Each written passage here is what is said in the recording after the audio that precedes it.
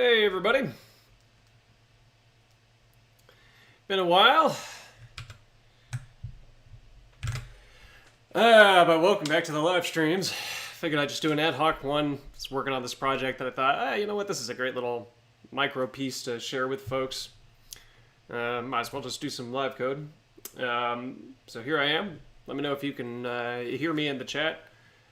But I've, as usual, put together a little diagram of what we're working on right now. Jared, you correctly found exactly what I'm doing, so you probably can already guess where this is all headed, but for anybody else that hasn't done that, here's a diagram. Basically what we're trying to do is create a secure VM for untrusted code. I have a lot of different little projects that need this right now. We'll get into like any of those at the moment. But I just need to have a nice way to run JavaScript or WASM in a way that is going to keep the host systems from getting owned. It's pretty straightforward how you do that these days. Just a little bit of manual work to get it done. The project that I'm working on is called Confine. And you can find it on GitHub here. It's not really ready to be used. There are a couple of repos that are still private because they still need permission to share it.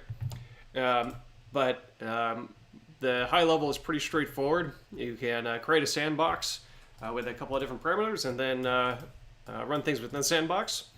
This README is actually a little bit out of date because I'm updating it in a couple ways I'll explain in a second, but let's just kind of talk about how this works. Basically, you're going to be running Confine inside of your host process, which is a normal Node.js process. That's where any kind of management logic for the individual untrusted runtimes will be executed from. And then any kind of gateway to the broader environment gets handled through the host process. Then the guest process, basically what it is doing is it's responsible for actually executing the untrusted scripts. And the guest process, we are leveraging two layers of security inside of the guest process. This is the exact same sort of philosophy that is used by web browsers, for instance, as well as on most clouds. Cloudflare has talked a fair amount about how they're doing this. And what you end up doing is isolating the process using operating system tools like seccomp in Linux or seatbelt in Mac OS. There's something out there for Windows. I haven't investigated it yet. I just don't have a Windows machine that's handy, so I haven't implemented it yet there. But you spawn this guest process and you lock down its access to the system resources around it, basically by denying syscalls and being able to apply a couple of rules on the routing. And then you open up a socket between the host process and the guest process so that you can do cross-process communication by messaging with each other. And that's the first layer of security there. And then within that, you're going to use an additional virtual machine to run the actual untrusted scripts. For that, you're either going to use a JS isolate, which is a pretty straightforward idea within JavaScript. V8, whenever you're running something in V8, you're going to create an isolate, and that's what the code is run inside of. It's sort of the equivalent to a VM instance. And there's a handy module out there called Isolated VM that gives you a Node.js API for accessing that. You can use that, or you could use WASM, which is basically a JS isolate, but with a different runtime bytecode. And the way that I'm actually working on it right now is extending it so that rather than having a one-to-one between each untrusted script and host process, you'll actually be able to, I'd like that arrow to detach. You can actually have multiple. They get spawned inside of a given guest process. And that's an interesting decision choice with a little bit of debate about whether that's the ideal solution. Obviously, if you're having to spin up a different process for every script that you want to run, you're suffering a lot of performance overhead because system processes are just not super cheap. It's nice to actually pack in multiple VMs within a given guest process. And this is exactly what Cloudflare does with their sandbox for the Cloudflare workers.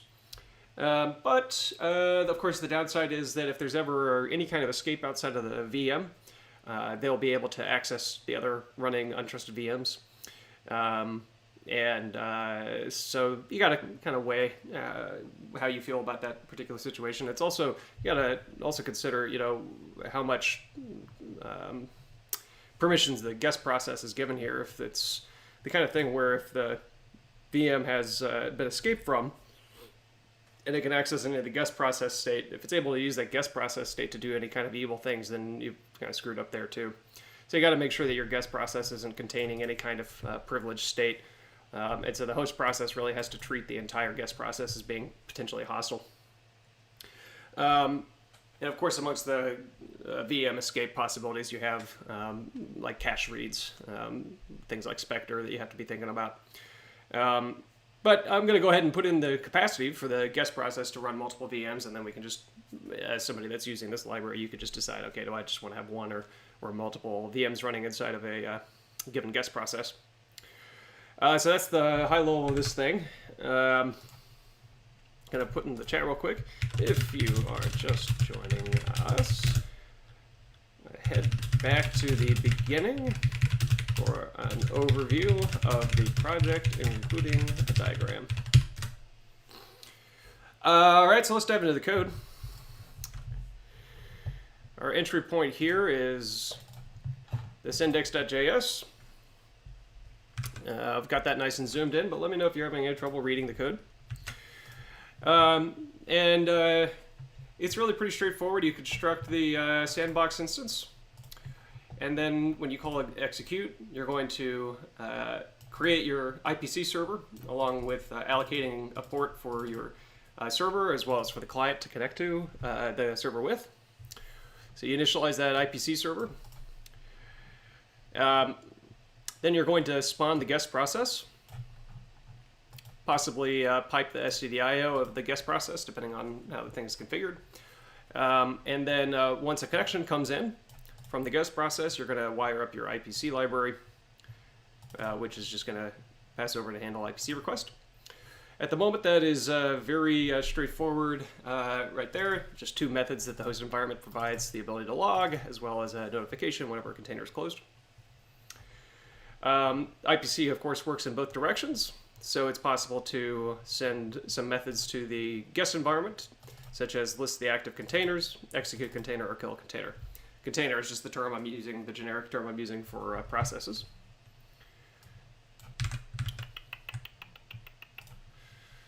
And, okay, there we go.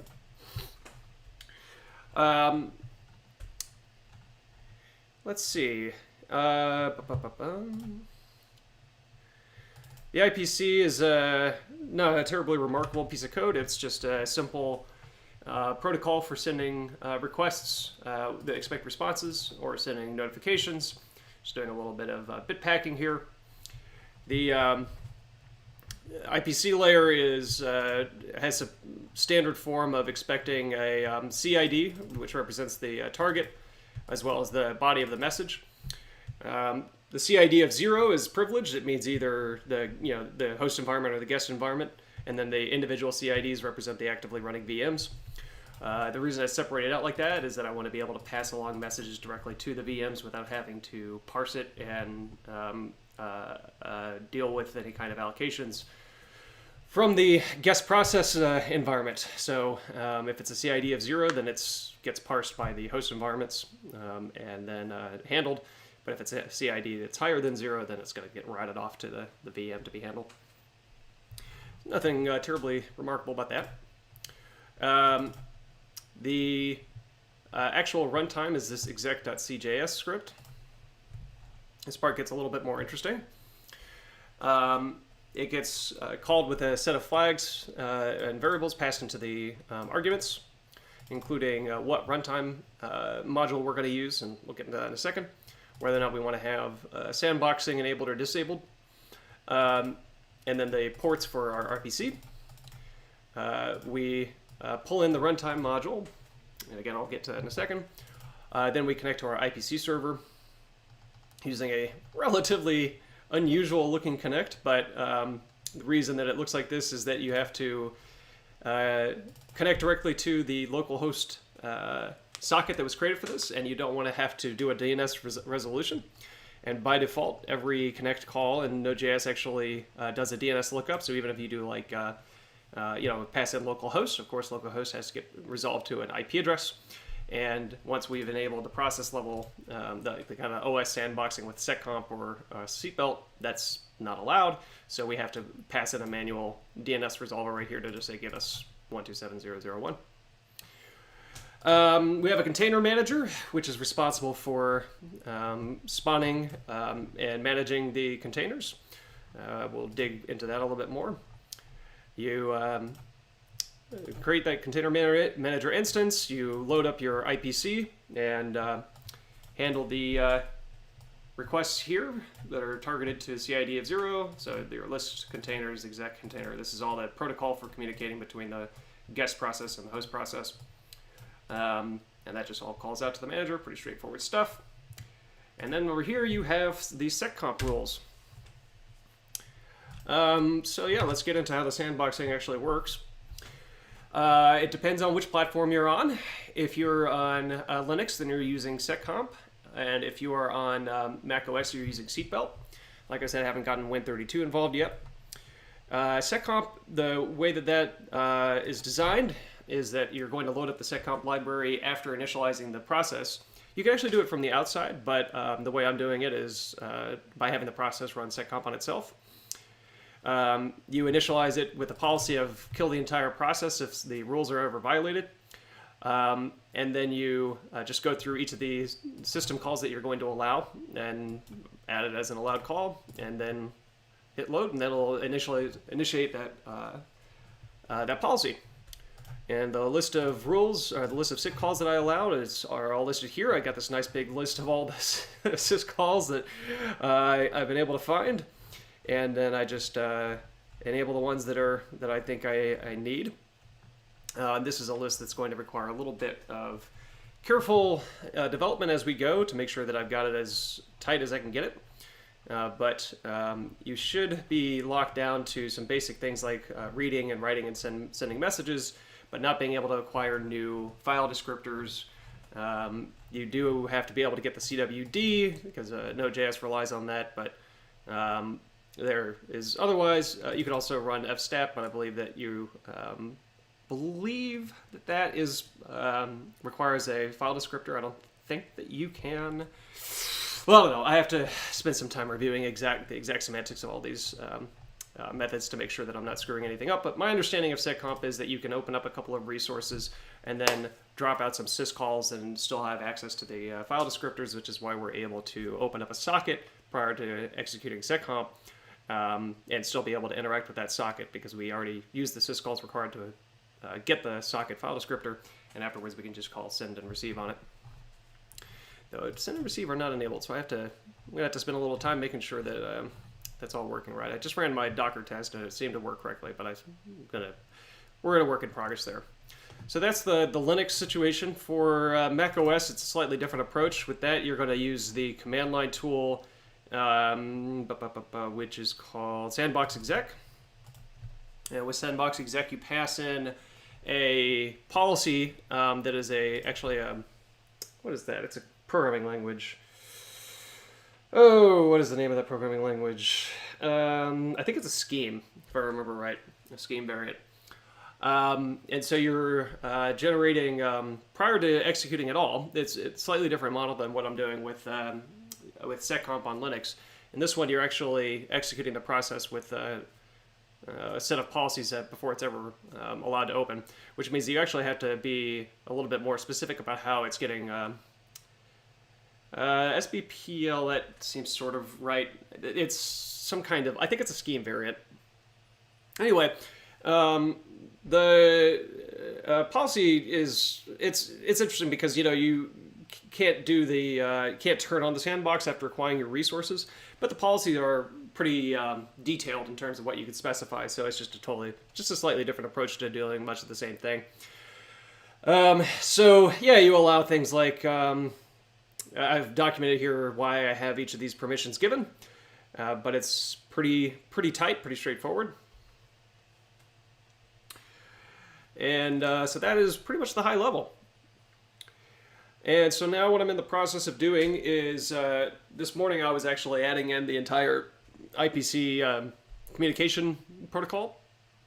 And so I'm in the process of wrapping that up, getting that to a working place. The control layer of it seems to be working well. I've been able to execute a script. But I need to update the way that the runtime operates. Now, I mentioned the runtime earlier and said I'll explain it later. Let's go ahead and explain it now. Basically, you are passing in, whenever you run one of these modules, you're passing in which runtime you want to use. And we have a sort of an abstract definition of what these Confine runtimes need to look like. The idea here is that the actual VM, which is what I'm calling that a runtime instead of Confine, you might have multiple different approaches to what your VM should look like. Maybe you just need WASM, maybe you just want to use JS isolates, maybe you just want to run Eval and you don't want to add an additional VM. Whatever you want to do, you could even have your runtime be an actual script that you want to execute, and you're just trying to take advantage of the process isolation. Obviously, that's not what I recommend this for. But this is a sort of a pluggable approach here. Then I have a couple of runtimes that I've put together. So yeah, whenever you use Confine, you pass in the module name that you're going to use, and that gets imported by the guest process at startup, and then used to run your scripts. One of my first tasks here will actually be updating the runtime definition a little bit, specifically the kind of abstract base, because of a change in some of the semantics. But then we're also going to need to evolve this to handle the messaging aspect of things, because again, the whole plan is that the VM is going to be doing basically any kind of interfacing with the outside world through this IPC layer through messaging. The guest process is not going to be given any access to anything in the outside world. All messages are going to be sent to the host process, and then it becomes incumbent upon the host process to decide whether or not to allow that access. Yeah.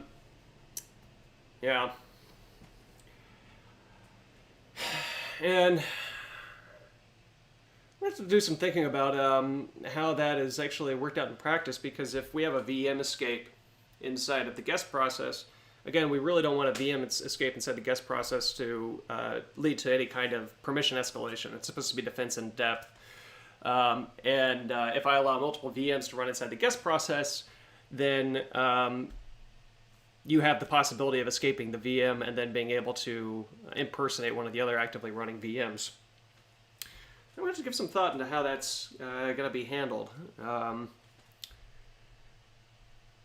I mean, you may actually have to,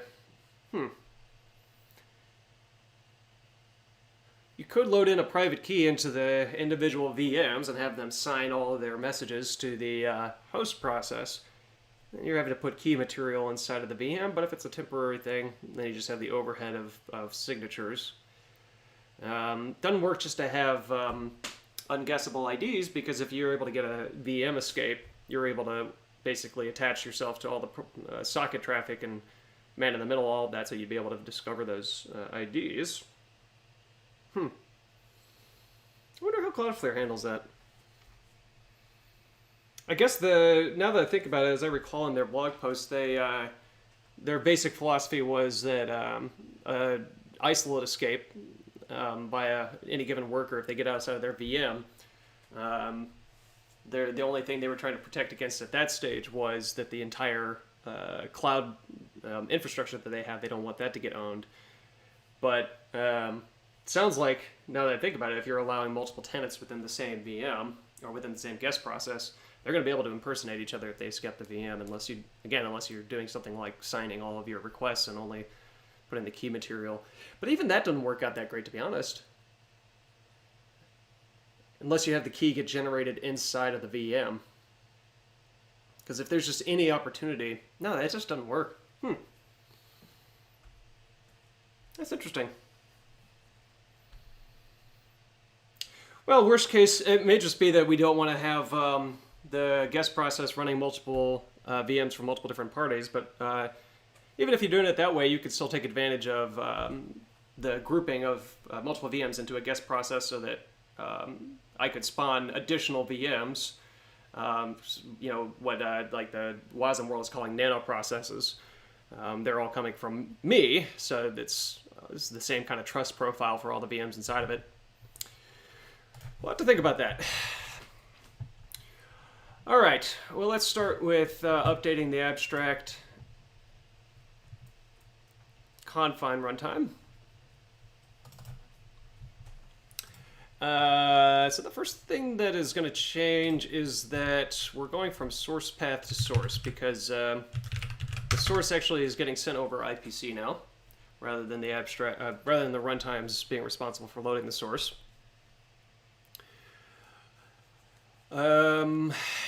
And then we need to think about how to handle messages.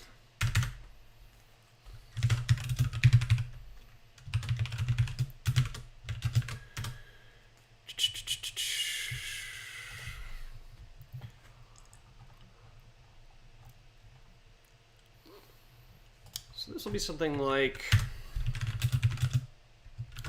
return container.runtime.handle request.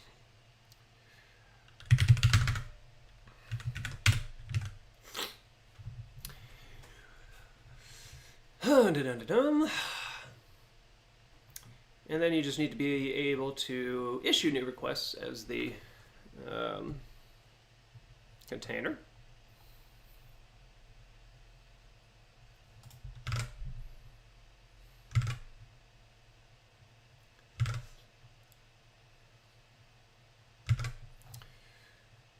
And that's through the IPC. So maybe we pass the IPC, let's see, there's request and notify are the two methods.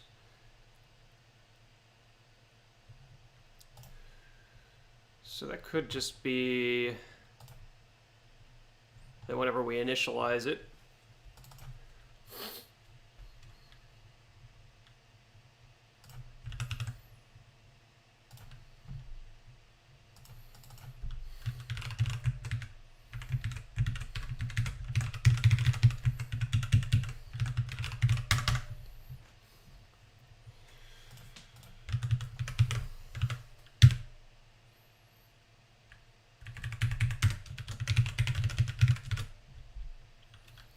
let's just make this like that.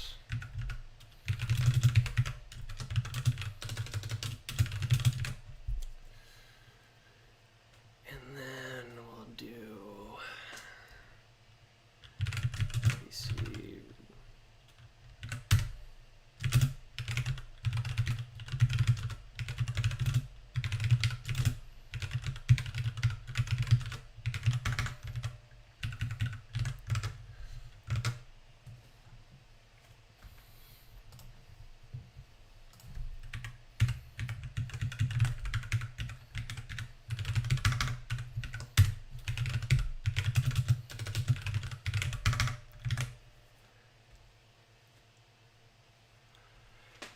Yeah, I think that's right. And that's a body. I think that's all correct.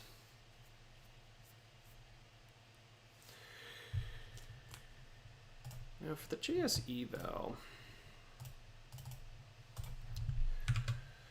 we're using the eval module. Hey Kai, thanks man. Same to you.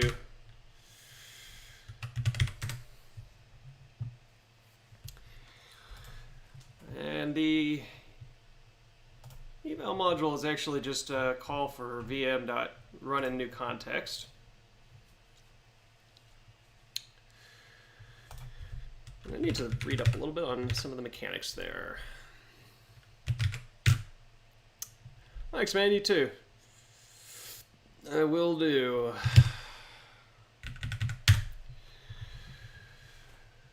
Okay. So does run in new context or run in context?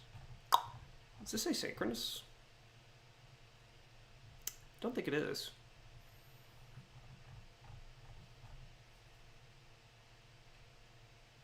It is not.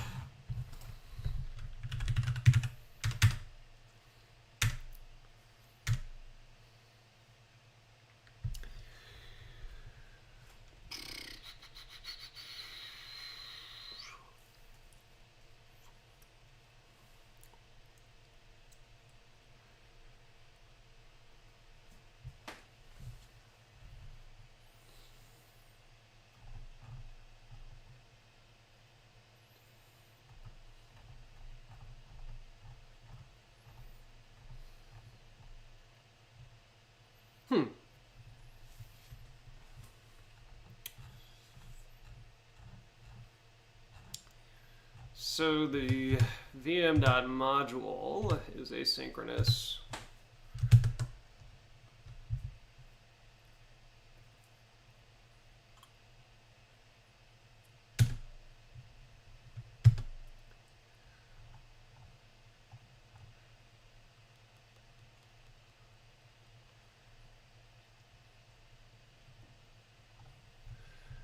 I wonder if they came up with any solutions to this. It's really not a huge deal because the eval module is really just supposed to be there as for testing and things like that. But I would like for I guess it's actually okay that it's not async, because the general approach to like how these things work is that they're supposed to run and set up any kind of state, like registering handlers and things like that, and then they'll just chill out. So that actually, that's right. That's how that should work. So let's update this to use the new abstract confine runtime, and I'm going to go ahead and be optimistic here and publish this bad boy. I think I've got that right.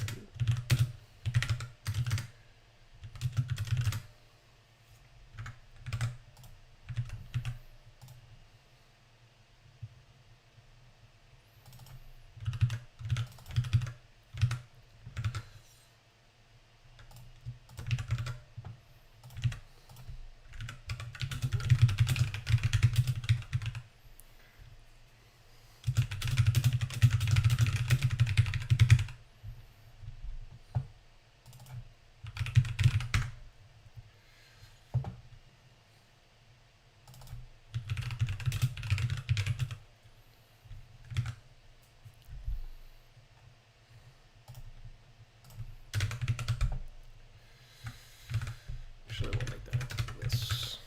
Okay.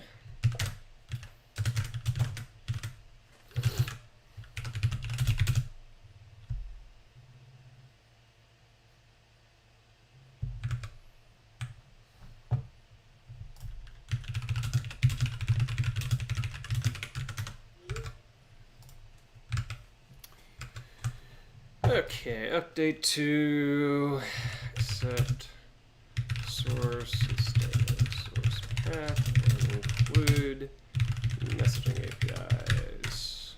Push and publish. Okay. Fingers crossed that I got that shape right. So now over here, this becomes this. That no longer becomes necessary.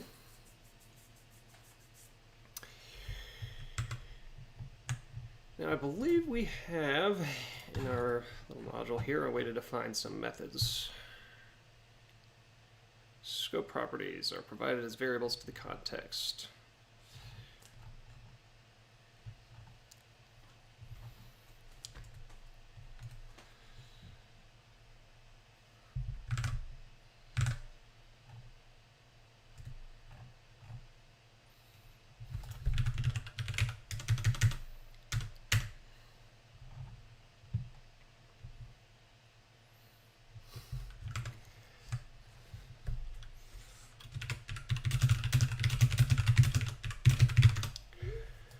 Alright, so when it constructs a sandbox and it passes the sandbox in, run in new context.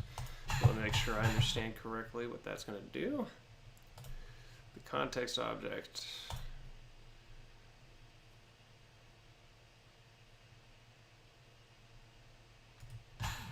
So that's basically create context call. Okay. Yes, so that's how you create variables that should be able to get passed along. So we're going to add to the context some messaging. Right. Handle request body.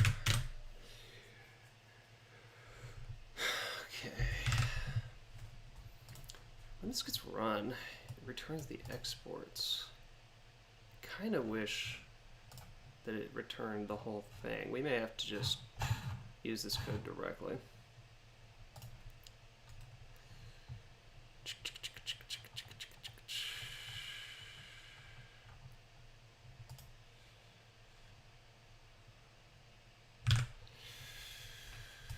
All right.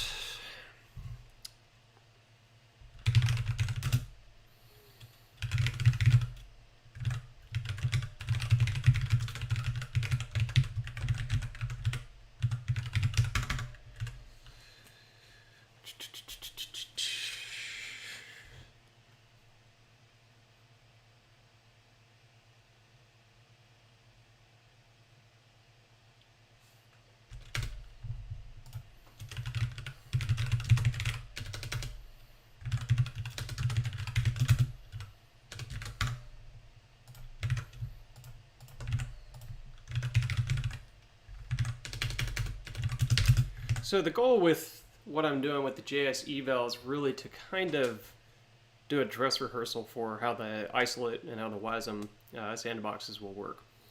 And ultimately, both of them are going to be messaging oriented, and ideally they should have almost identical APIs for how this will work. Of course, the WASM one's going to have to be a little bit different because it's, you have to go through a little bit of extra tomfoolery to get the buffers passed from the different from outside the VM and into it. But with the JS isolate and with eval, it's a little more straightforward. But the basics are still the same. You have the request and notify methods for sending out messages, and then you have some export that the script has to generate for handling new messages. And so we're going to do this.vm exports dot, let's just call it on request for now. Let's do this. If this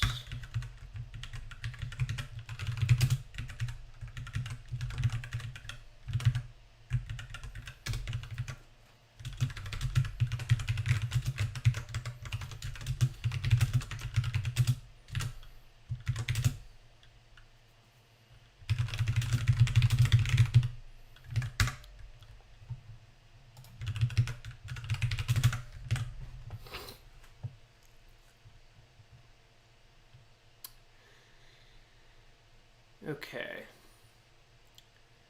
think something else we might contemplate doing is overwriting the console.log. So we're going to get rid of, no, we're going to include that. We're going to override console.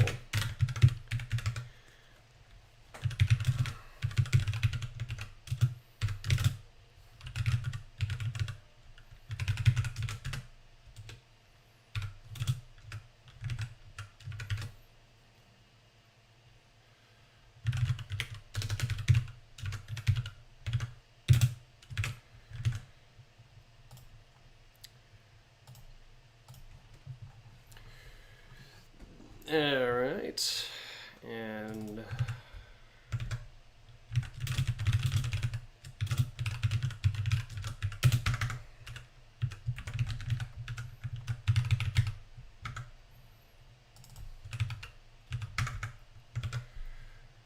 I think I actually need to do a message pack for that.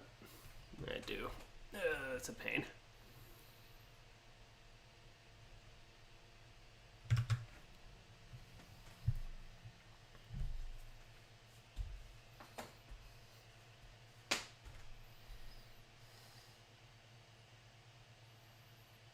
Well, screw it.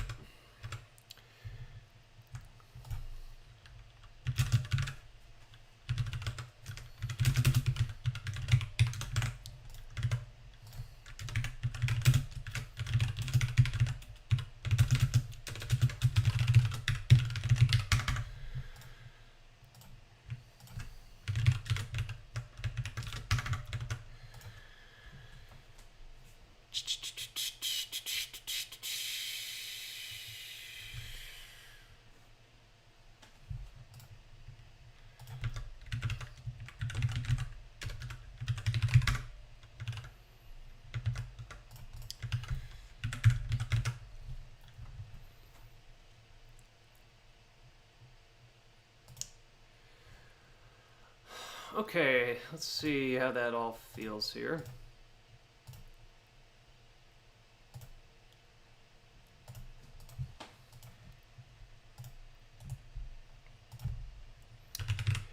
Hey, Michael, Grant's going good.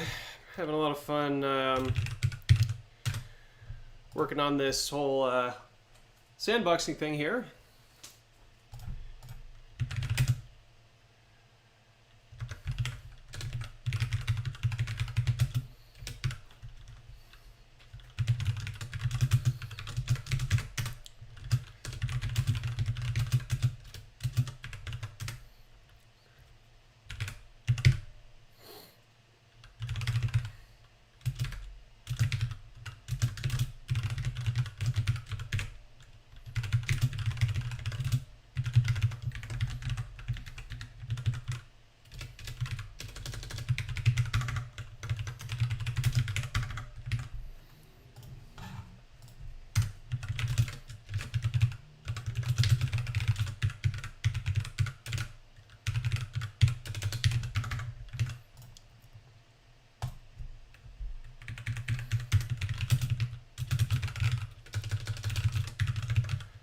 How have things been with you?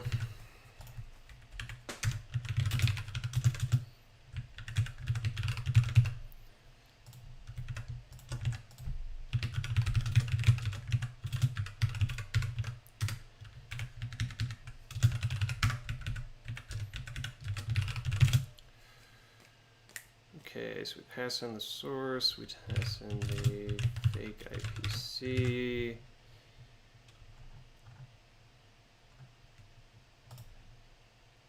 And that is it.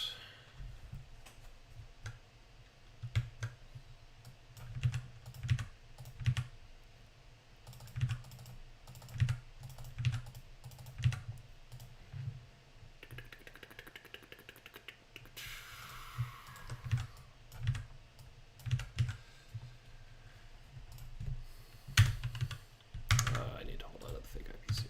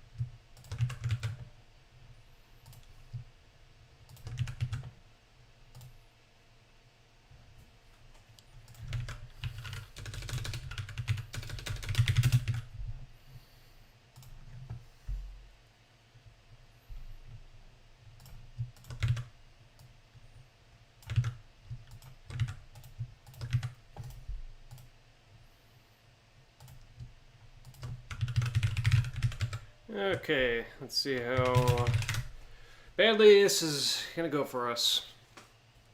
That badly. Alright, let's see.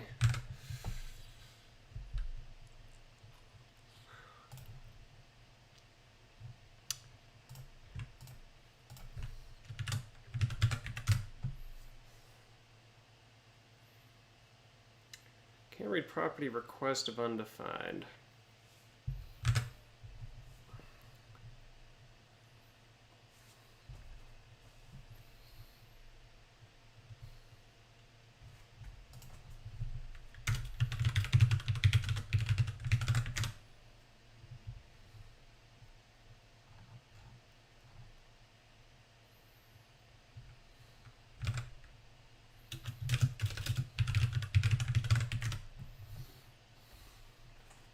Oh, you know what? I need to update my abstract confine runtime.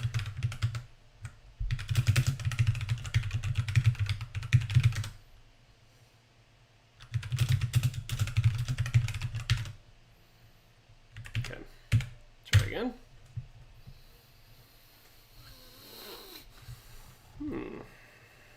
Can't read property, run a new context of undefined. That's a new one. Somehow we upset the eval run. That might be because that is wrong. Okay. So, sort of working, except that our override of console didn't work. Let's see what happens if I don't allow the globals. Nope.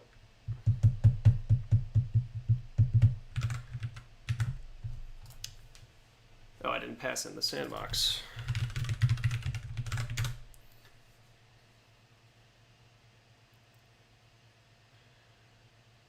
Okay. We're somewhere.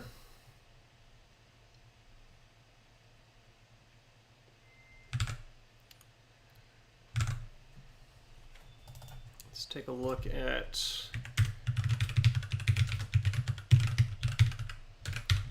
look at that thing.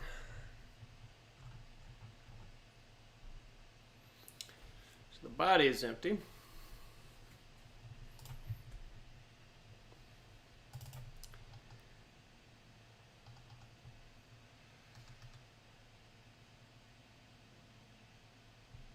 This.ipc.notify. How did I define my fake? Ah, that's how. Incorrect. Let's see. What is? Let me make sure I have it correct. CID and body. Notified body. I think I actually need to do console.log differently than I do everything else.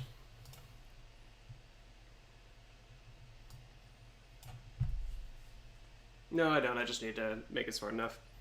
I am working on the messaging bridge. I'm also working on the so here's a little diagram here. The run times for the different VMs are pluggable. And so I just introduced the messaging bridge, which is the socket transport right here. And now I'm working on hooking up the run times that I've created already so that it starts to interact with this whole messaging bridge.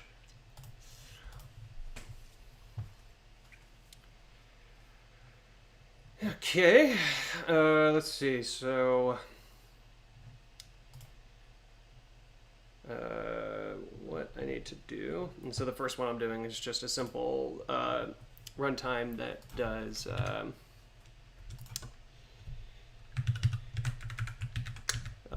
eval. So that actually goes inside a body, and then this goes in method.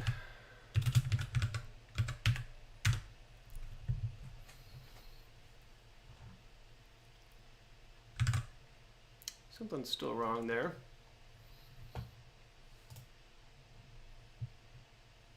Ah.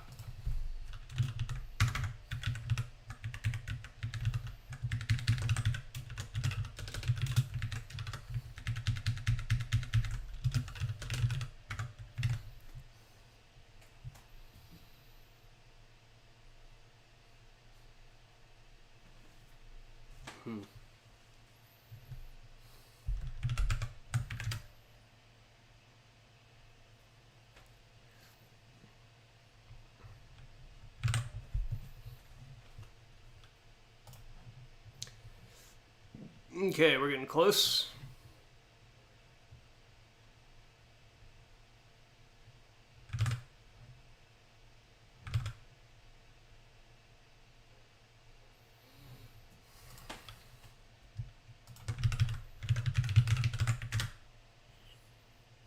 There we go.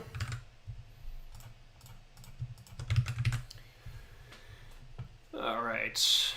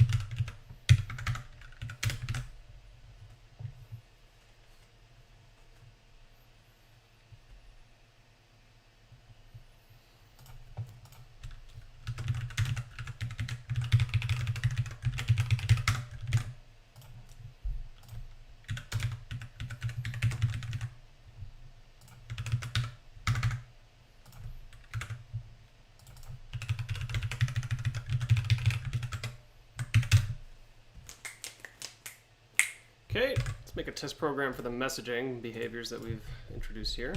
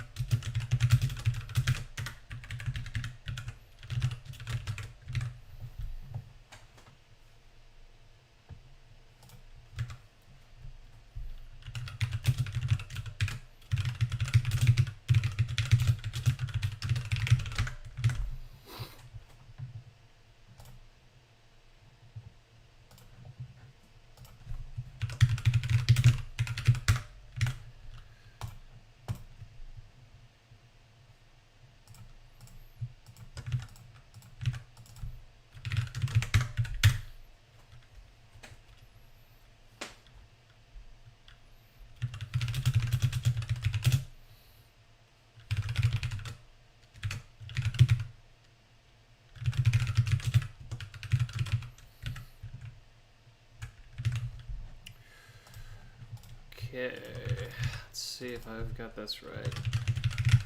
Flying a little bit by the seat of my pants on how messaging is working right now, because it's one of those things that's going to have to evolve over time. And then, so after that, we're going to do await runtime dot handle request. And we're going to pack that.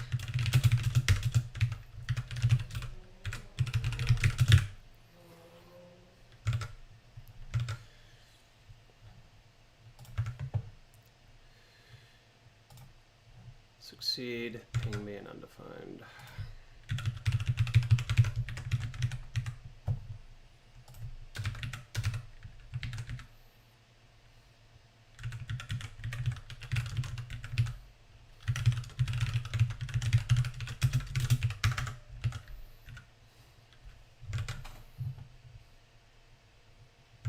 Okay, it's going to be a request. The method is going to be named only, and then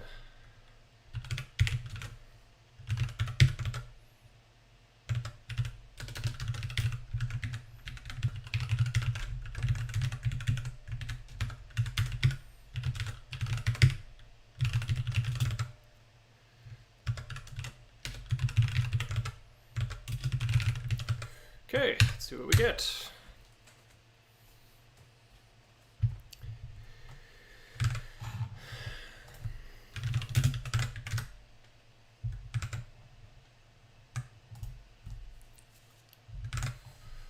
Okay.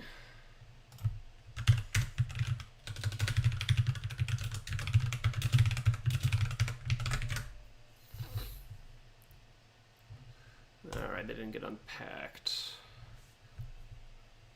suppose that's actually correct. Yeah, that is actually correct. The reason so you may notice some kind of weird stuff that I'm doing around using message pack to pack and unpack with the messaging. Hey, it's working. Go figure. And the reason for that is that I was mentioning this before, but I basically am looking to minimize the amount of message serialization and deserialization that occurs. So for the eval context, I actually want the runtime to go ahead and do the packing and unpacking before it sends the messages off to the actual script getting run, because there's really no upside to having it get done in one place or another. And the same may or may not be true for the JS isolate. I'll have to look into that. But when it comes to the WASM runtime, we actually absolutely do not want to deserialize any messages going between the host environment and the guest script, because you have to binary pack your messages to send it over to the WASM runtime. So we want to have a way of sending messages to the runtime that's already pre-packed.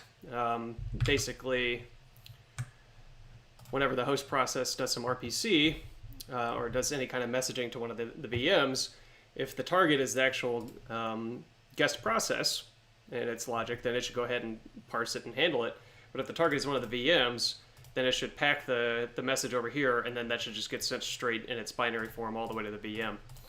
And then the deserialization will occur inside the VM using its own message pack implementation. So that's why there's some strange message pack usages around the runtime. Okay, I feel confident enough to say that this is in the correct place.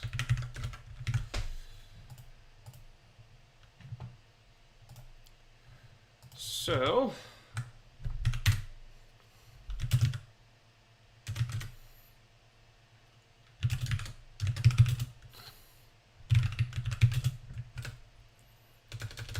update to abstract confine runtime at 0.1.0 and add messaging primitives.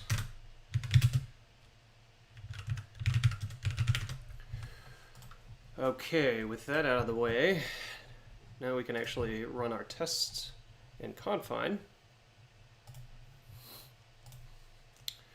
So we're going to update that dependency.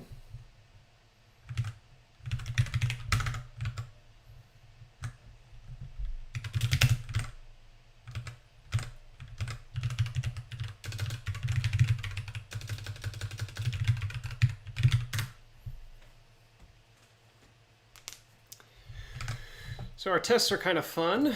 They're defined like this, where I have a series of programs that we're going to try, and then my tests just have a list of indicating whether or not the program should be allowed to execute or not. When no sandbox is present, using JS Eval, then basically everything should be allowed.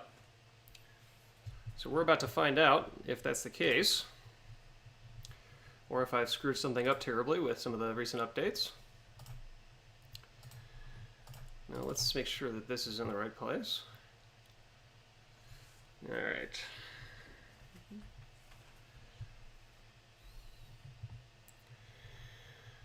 So when finished is no longer relevant, is it?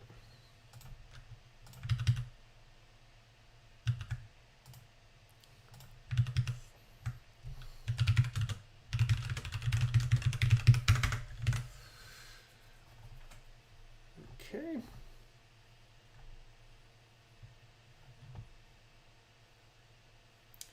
JS Eval is really just there for testing. I need to, in particular, it's really helpful in this for these two tests right here, where I can run without the process. When no sandbox is true, then the process level isolation is disabled. So all the seccomp stuff or all the macOS seatbelt stuff is turned off. It's just really, really useful for... All right, good night, Berlin. Yeah, so it's just really useful for tests.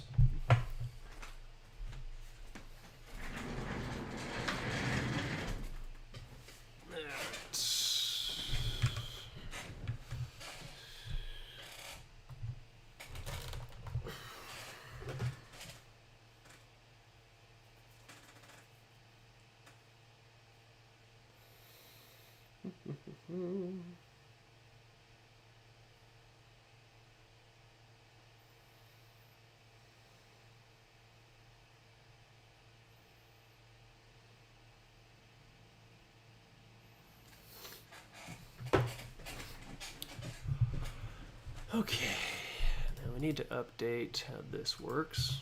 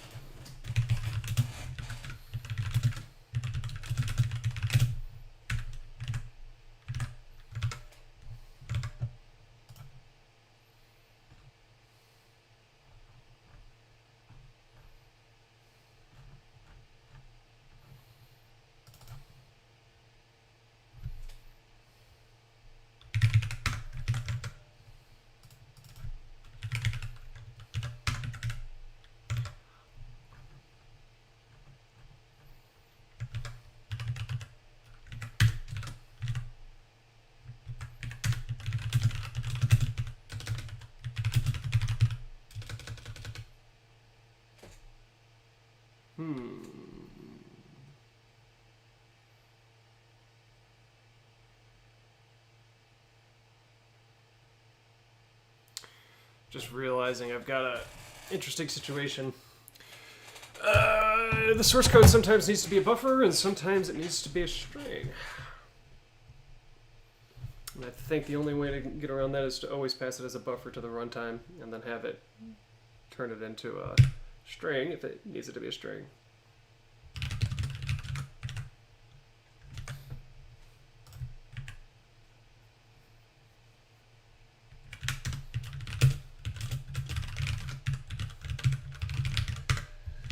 Okay, now I think that that's okay with the abstract runtime, but for the JS Eval one, we're just gonna have to do this.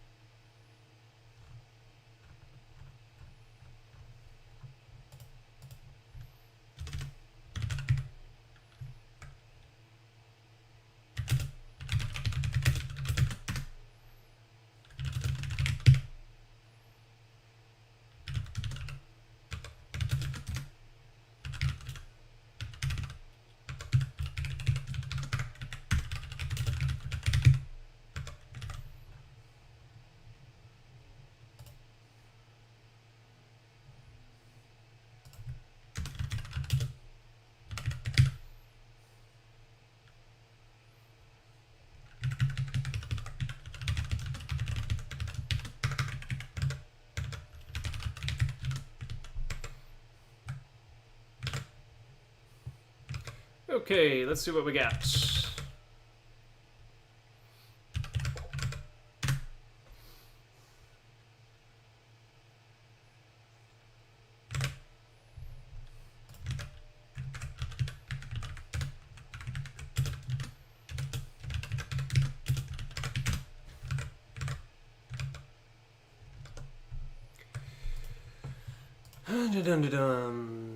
Must specify a runtime module.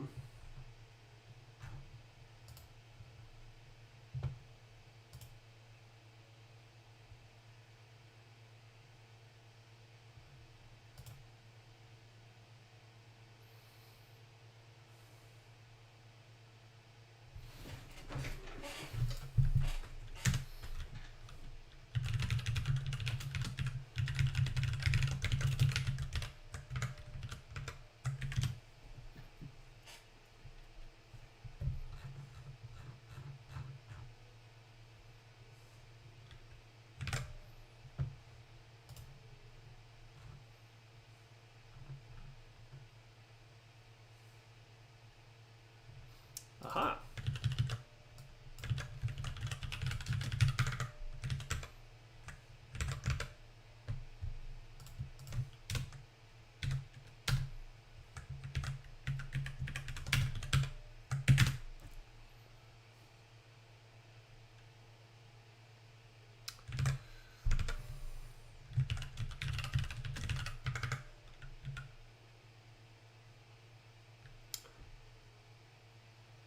I forgot I did that.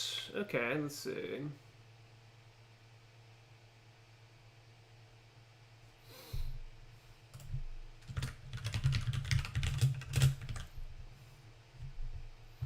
Oh, actually simplifies this function a little bit.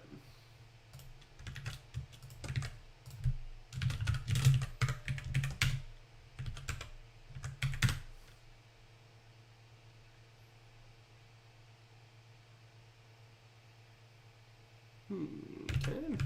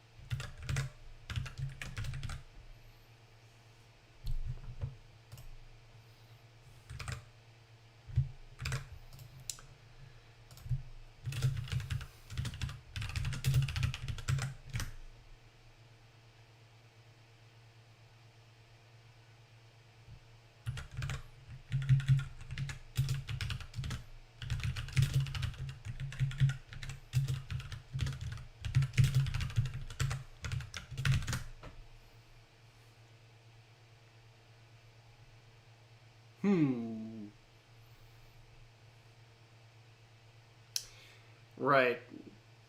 I know what's going wrong. It's not gonna just close itself automatically. Is it?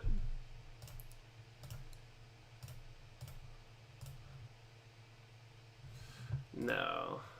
Not unless I tell it to. Which I'm thinking we should actually do.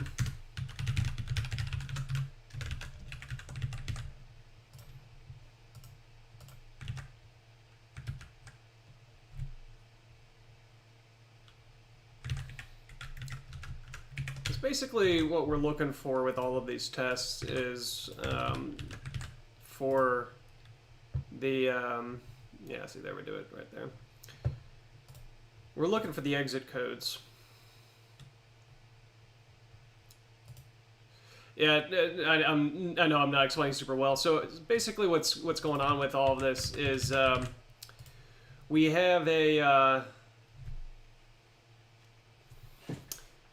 we're testing out whether or not access to the host environment is allowed in one way or another, and sometimes it's not allowed by dint of the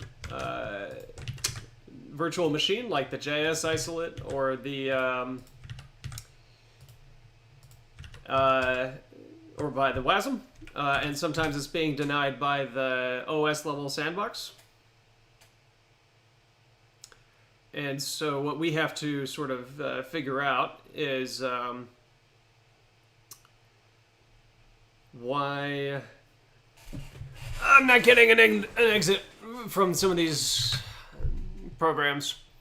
Some of my assumptions of how this is defined change, so I need to figure out the exact right way to do all this. Basically, I'm not getting the container closed event. And why might that be?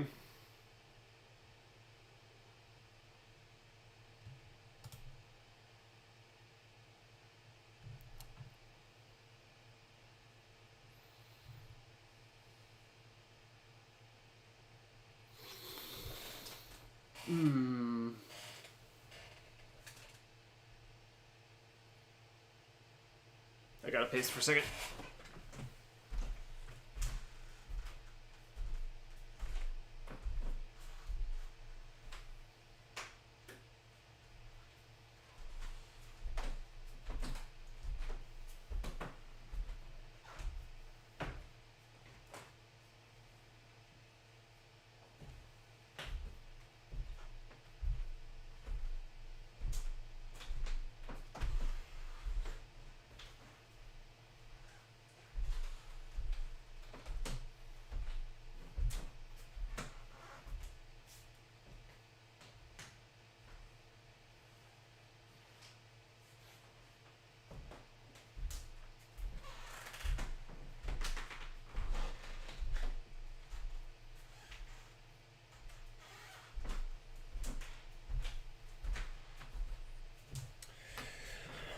Yeah, okay. So the execution model shifted slightly once I moved over to a messaging-based approach, because now what you're expecting is for these containers to actually be long-lived, as opposed to like running a script and then exiting afterwards. Also doesn't help that I left some of that code over.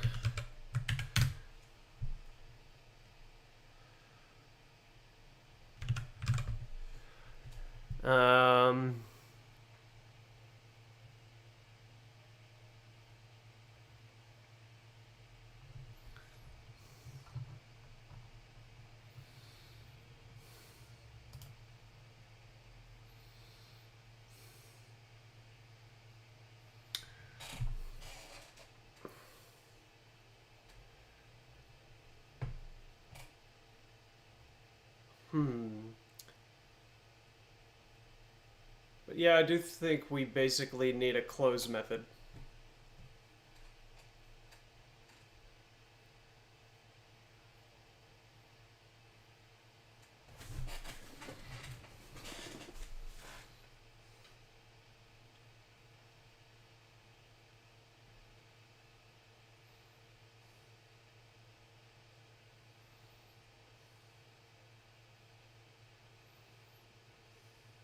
It's kind of similar to the web worker API.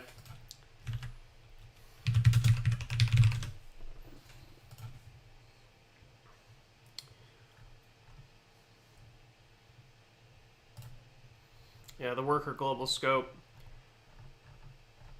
Because they have the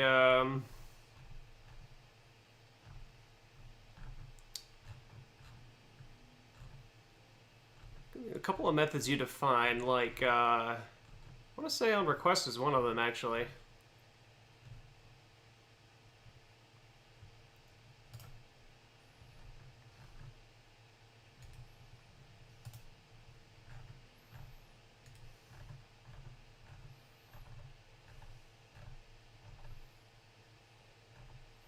Yeah, I could have sworn there was an exit method too.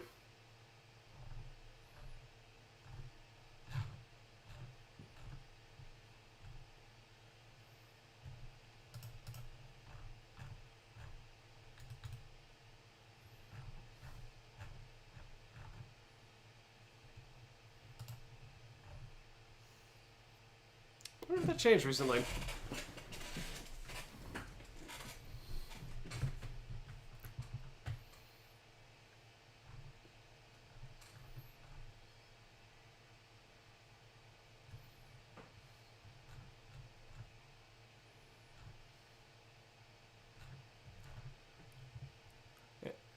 Yeah, it inherits event target. That's what I'm thinking of there. So that's how you could do on message. I could have sworn there was a close method.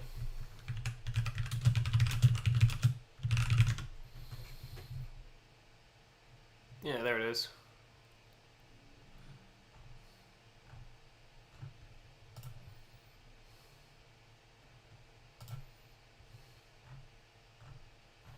Yeah, okay, here's what I'm looking at. On message and close. Really similar. And then post message, whereas I'm using request and notify. Shit, I almost wonder if I should mimic that.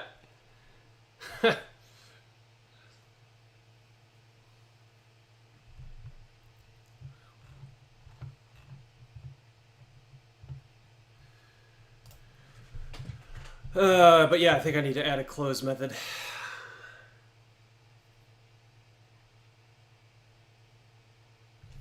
And then I need to think about how this thing notifies when that occurs.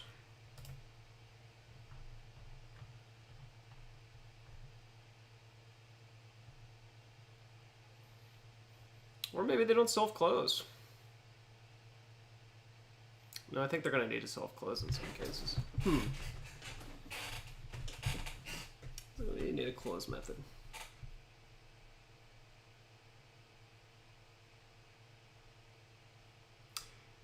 No, I think what I just need to do is move everything into an on-request handler, and then I'll know when I'm ready to terminate it.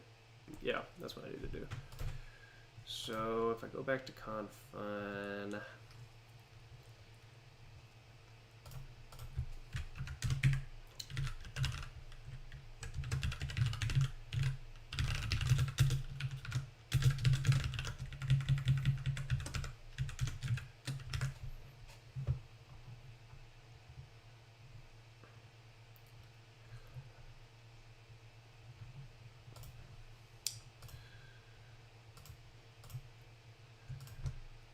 and then right here, I do await SPX dot.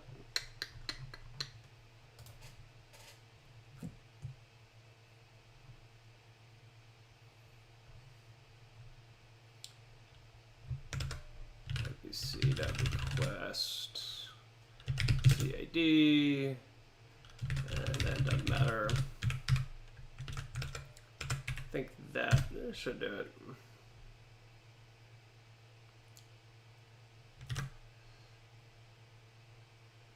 Okay. Interesting.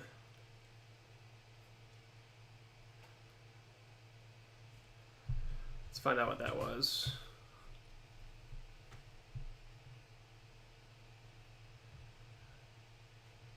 I think actually I know what that was. I think does our runtime pass that along? It does. Okay.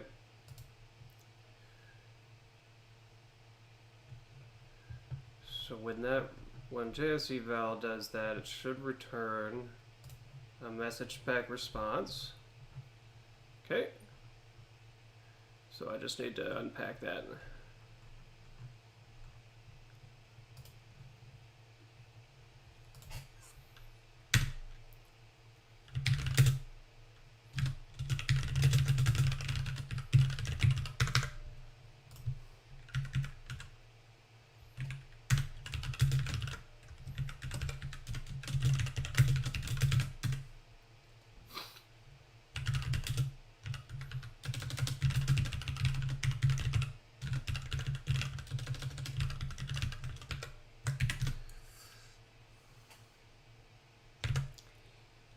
No container found with CID of 1.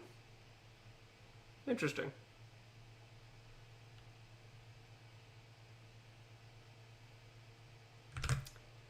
Interesting. Why would that be?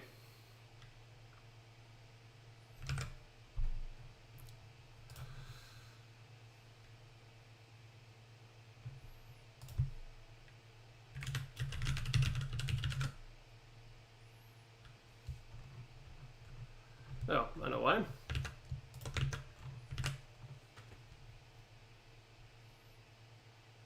Mm-hmm.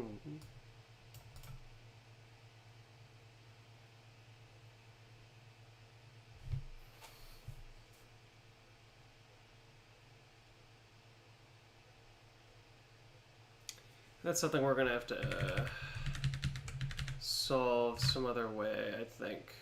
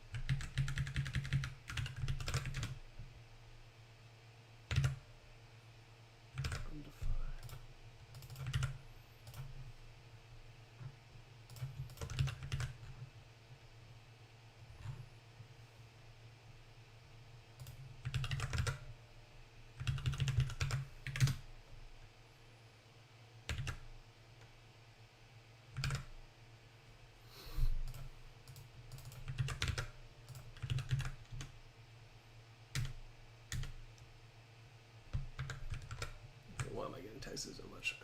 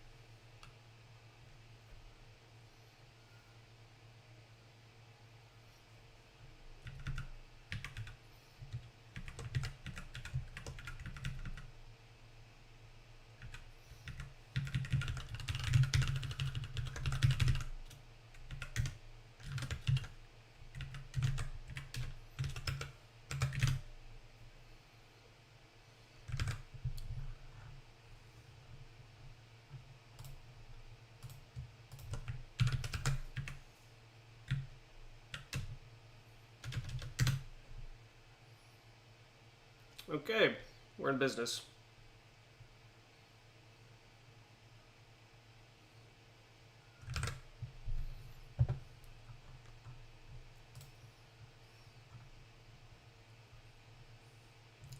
Except I think guest exit code is not being populated correctly.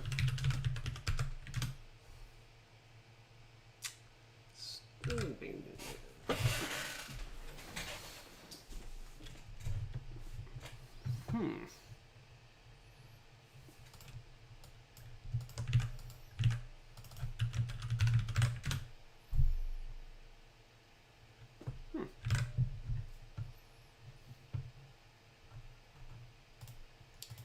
We're halfway in business.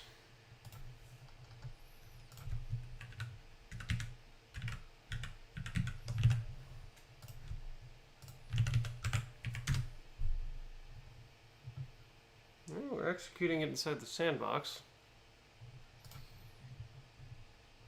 Oh, see, there it goes. So the guest exit is sometimes being populated, but something's wrong with our ordering.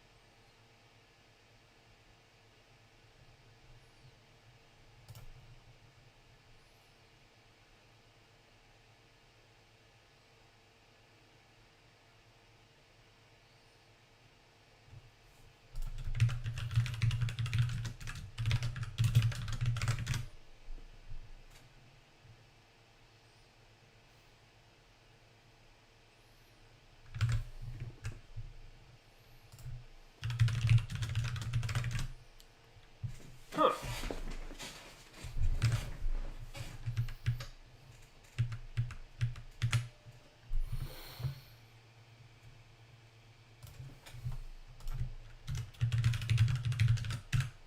Oh, it's not async.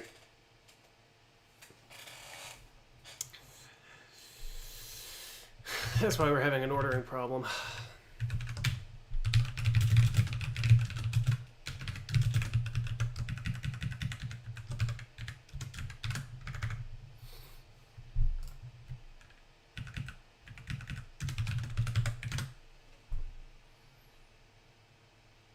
Okay, so it did exit, but I don't think... Oh, shoot. Okay. We need to recognize when the process dies in the middle of execution.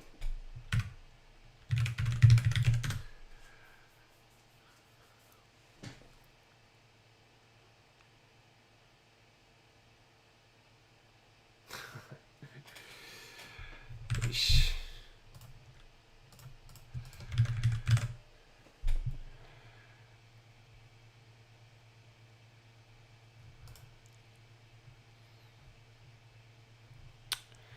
A little bit complex, this code. Making progress, but hitting some problems.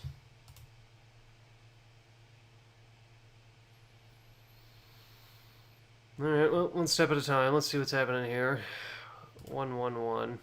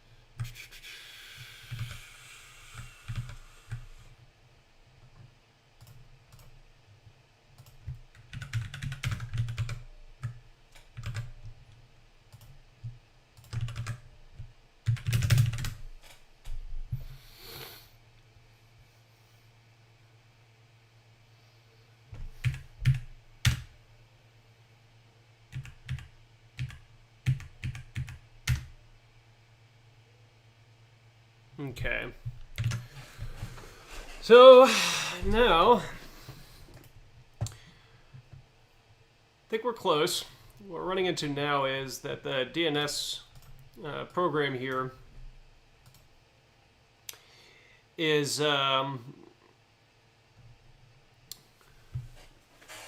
it's correctly doing what it's supposed to do, which is it tries to run this DNS lookup, and because the sandbox is enabled, it's failing. In fact, the entire program is getting killed immediately, and that kills the host process, the guest process. So if there's another case against having isolation at this level, or multiple VMs at this level. But anyway, if the guest process seccomp policy gets violated, the whole process gets killed. Doesn't do that in Mac OS. In Mac OS, it just rejects the thing. But with seccomp, at least the way it's specified now, kills the process. Might look into trying to make it just respond with an error code. I think it's actually possible. Huh. Let's look into that, because that might actually be good to get it working the exact same way.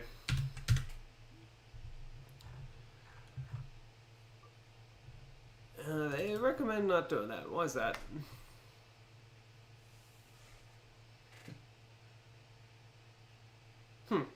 Use of that action is not recommended.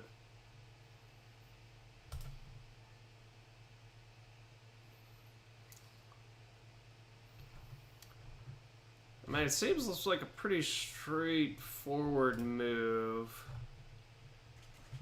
to just respond with a permissions error. Does he export that?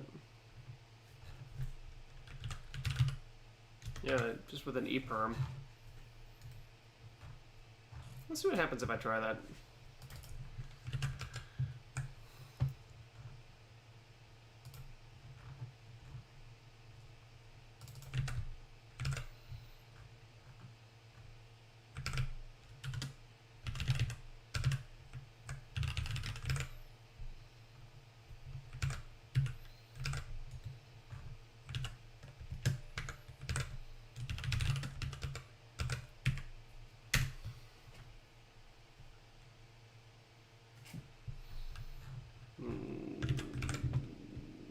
Oh, you know what?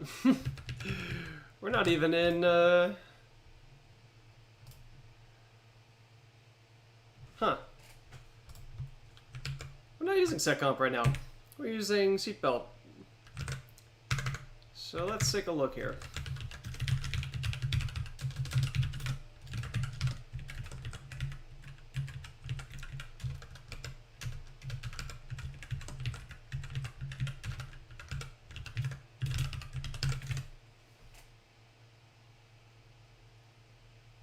Okay, so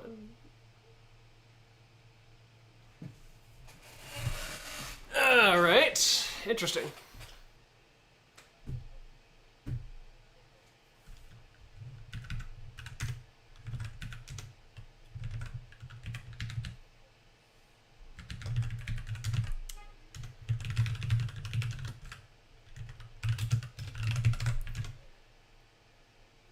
Yeah, okay.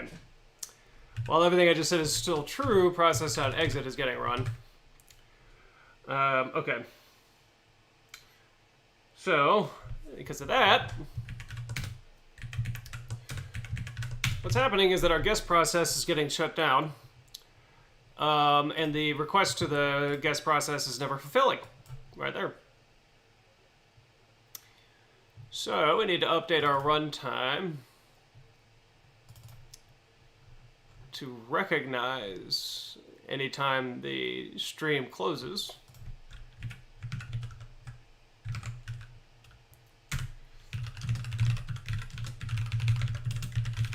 Let's see if that shows up as an error by chance.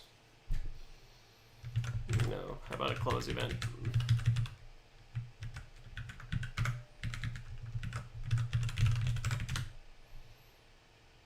There it is. All right, so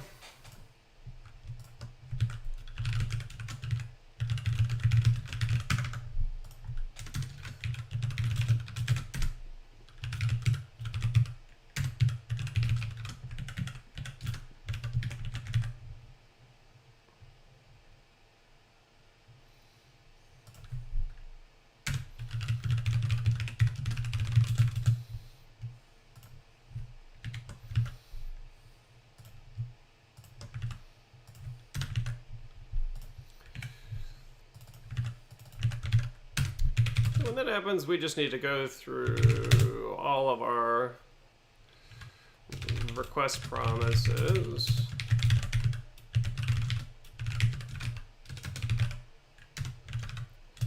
And reject each of them.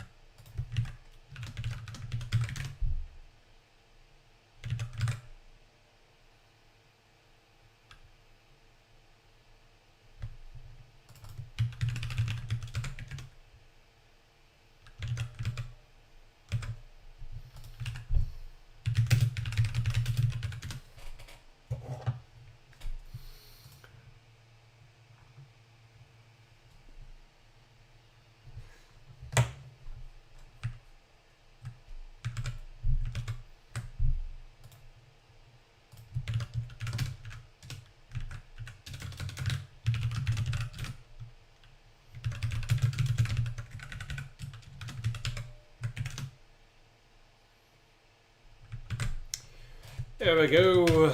Good. Okay.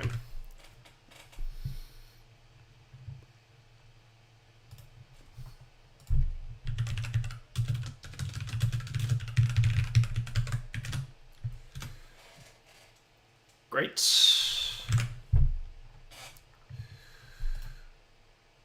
Okay. So now we just need to update all of our programs. But other than that, I think we're in business here.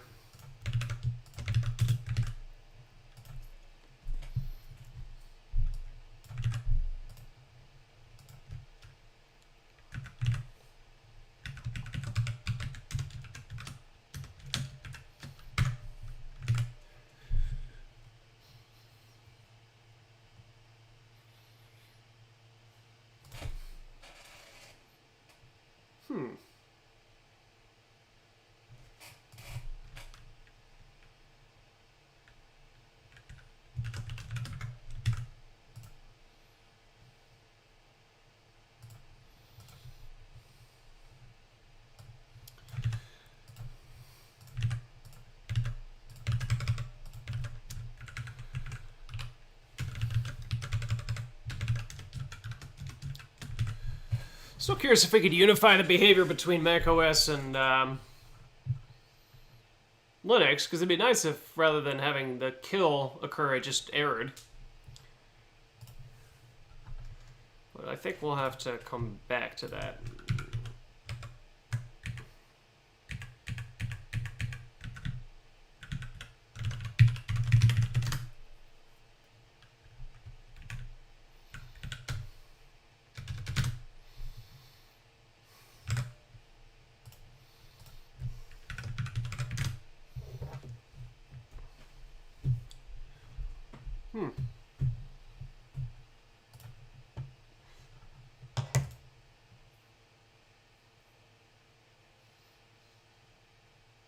Right, that's what I expect, actually.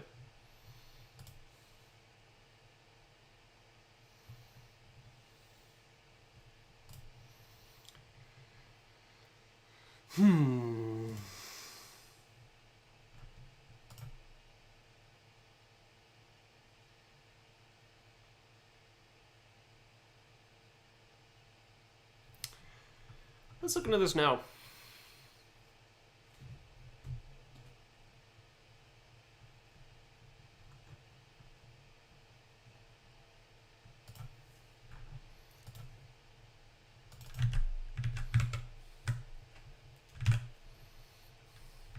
Perm.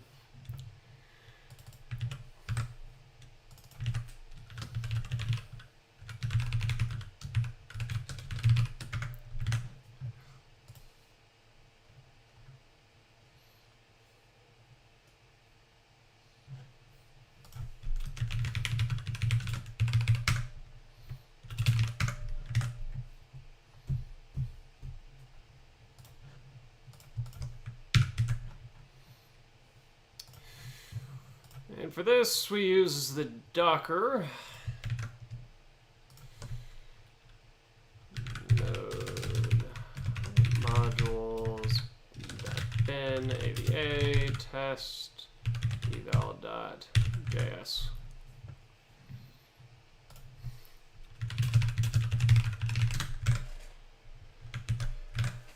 That's gonna fail because we have some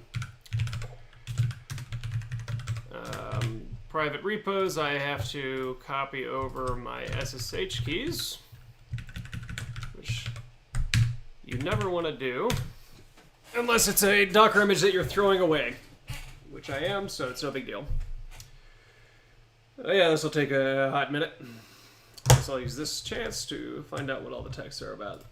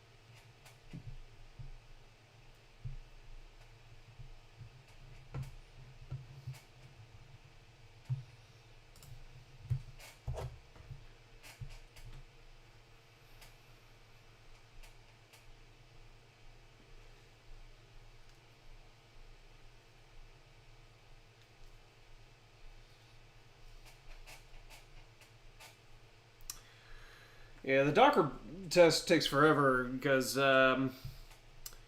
has to run the build on the what is it called? The isolated VM. But on the good plus side, after the Docker image is built, I can actually just shell into it and futz around with it, which I will do if this doesn't work.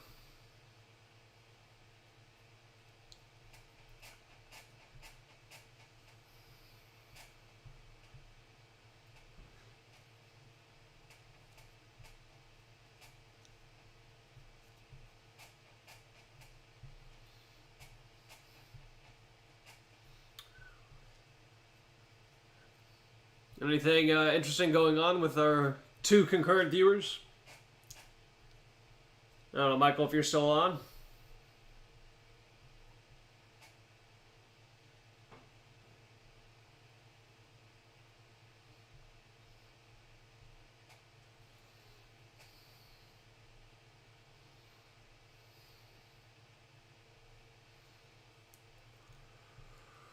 Oh boy, 10 years later. There we go.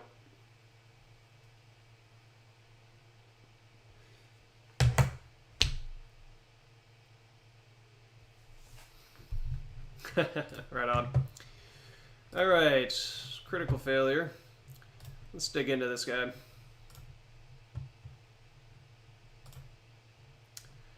Oh yeah, now I have the interesting challenge of trying to keep that thing running.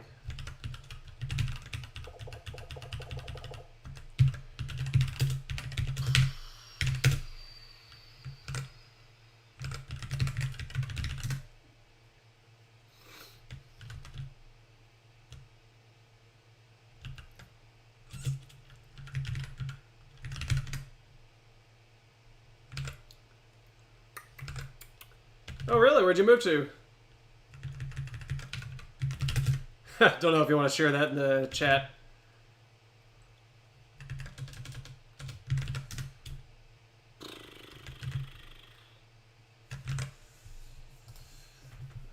How have I gotten this to go in the past?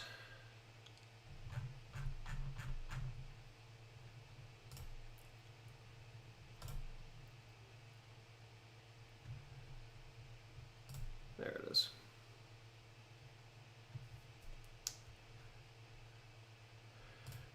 I'll save you from sharing in the chat, but text me sometime. Let me know where you've gone to. Yep. That's always exciting. Okay. Node modules. Bin, ava test, eval. .js. That's good. Okay, so seems like no error is getting dumped out here. If I go to test programs, DNS, of course, apt-get install them, yes.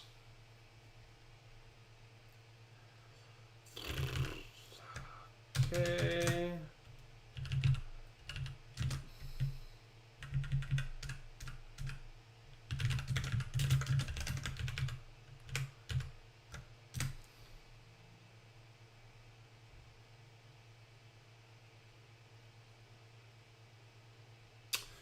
Interesting.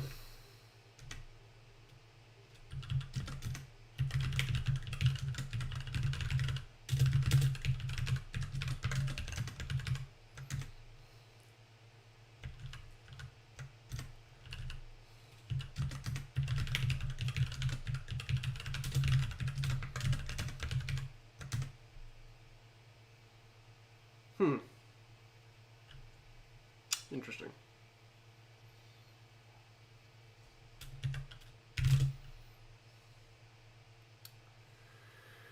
Let's see, lib runtime exec.cjs.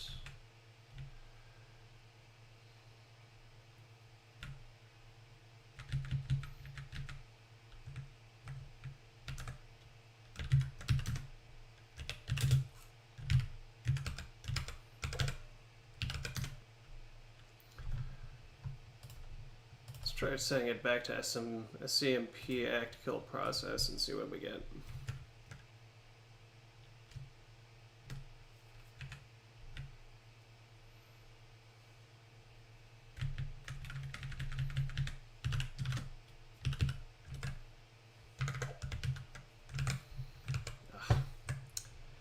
Vim.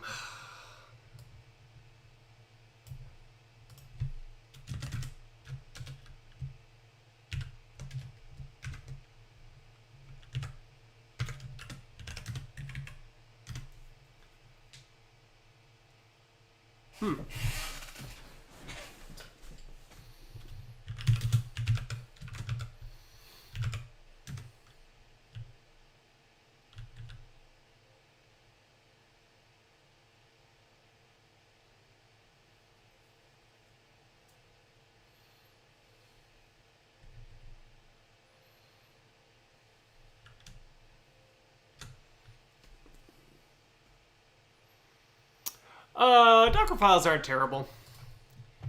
I'm still sort of stumbling my way through my usage of it, but it's really not that bad.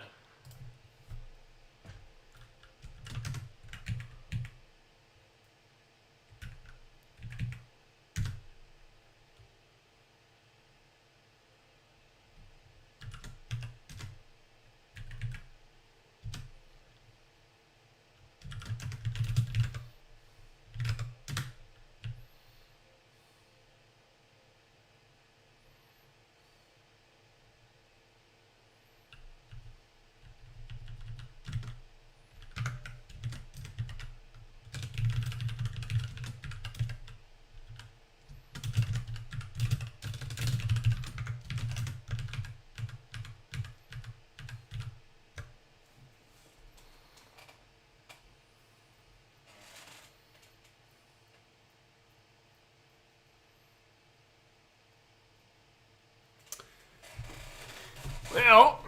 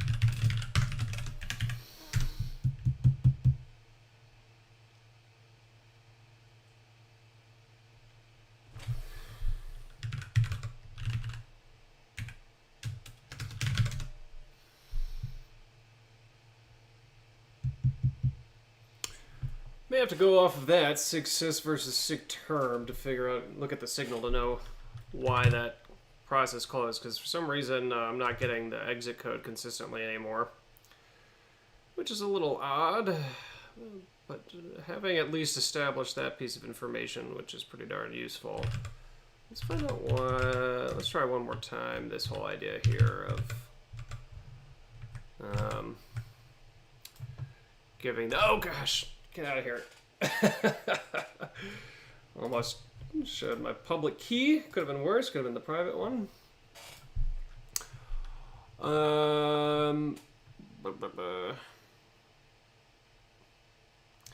It's really not that bad. I've got my Docker file here, and you can pull this off of the Confine repo, and then like you can see right here, just call Docker build and then Docker run, and I can just shell something. I've seen way worse, to be sure, in terms of complexity.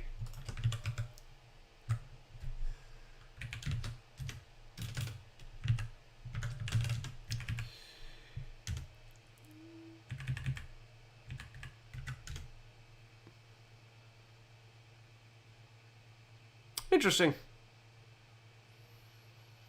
So when I try to do that other policy, this policy here, it just segfaults.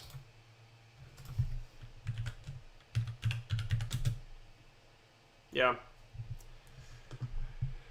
It is segfaulting, and might make sense seeing, as they say, use of this action is not recommended.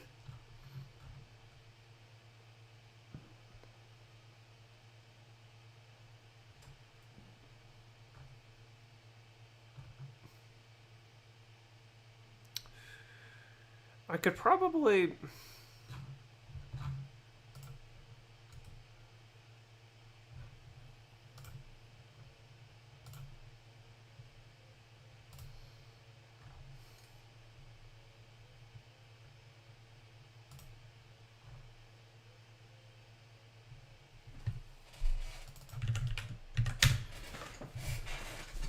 Let's see what some of the other seccomp filters are.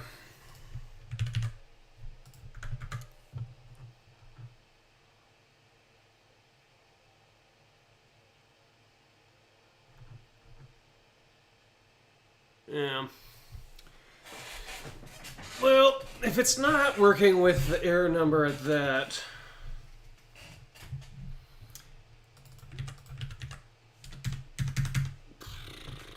I wonder if it's just not possible to use an error as the default behavior.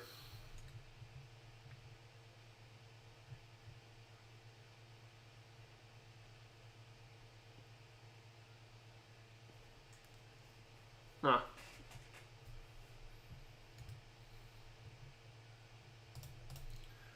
Because he's obviously able to use it for an individual, you know, denial. But for some reason it's not working for, Well, I can live with this.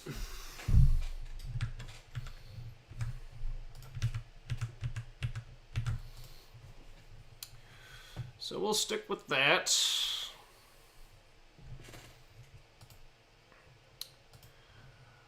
Let's see. Are we able to get the signal that a child process was killed with?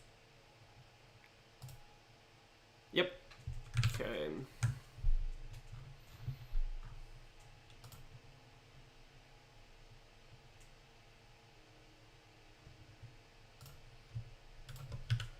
Stupid.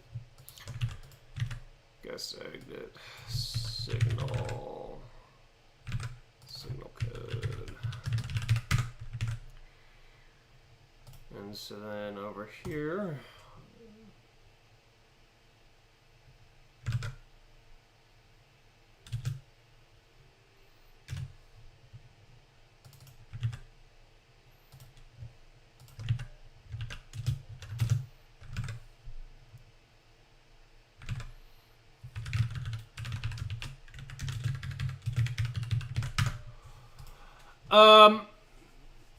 well, basically the behavior is just going to differ between Mac OS and it's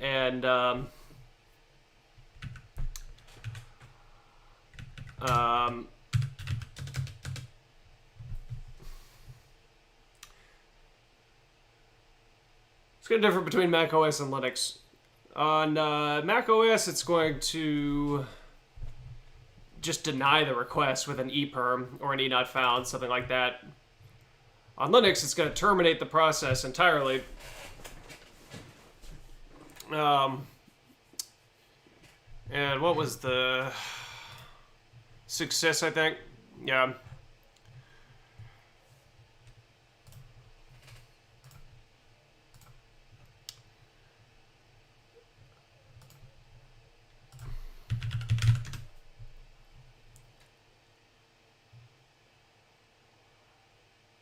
Yeah. So we're just going to have to do a platform-specific thing here where the stuff will exit manually on macOS if it's able to succeed. And then we'll do if the process.platform.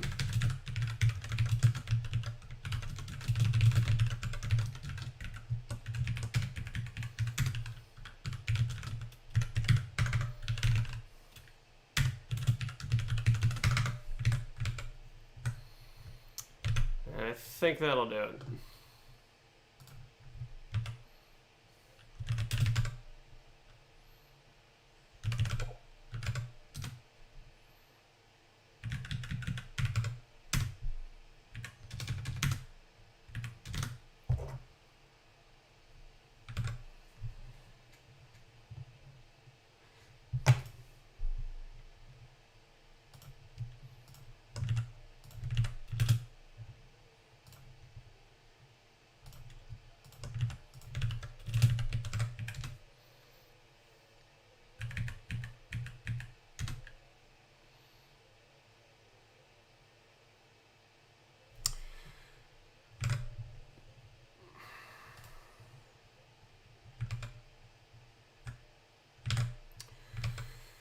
Okay, let's try npm run docker tests.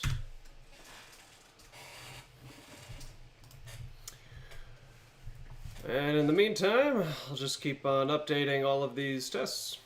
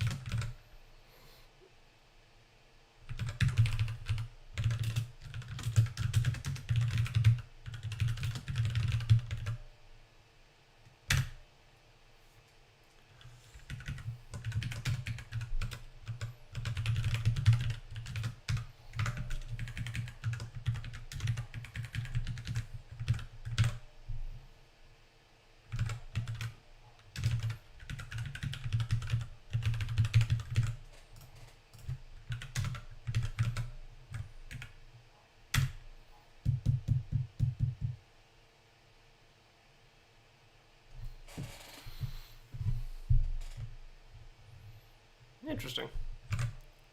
Huh.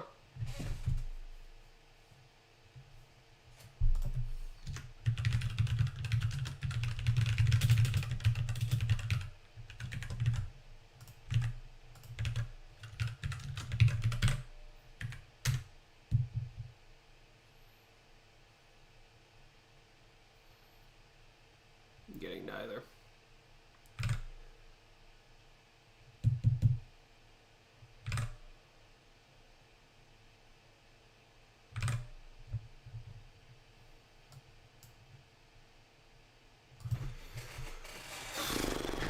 What is happening here?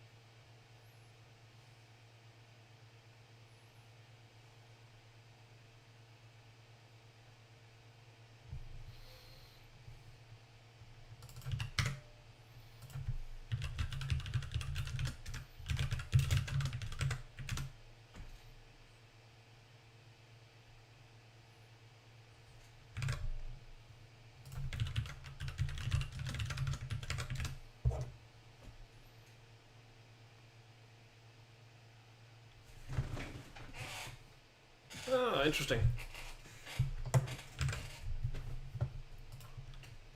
So spawn is throwing.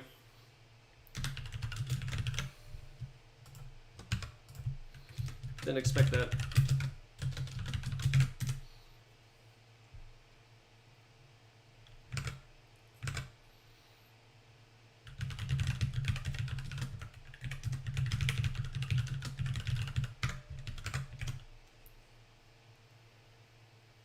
Yeah. Okay. That works.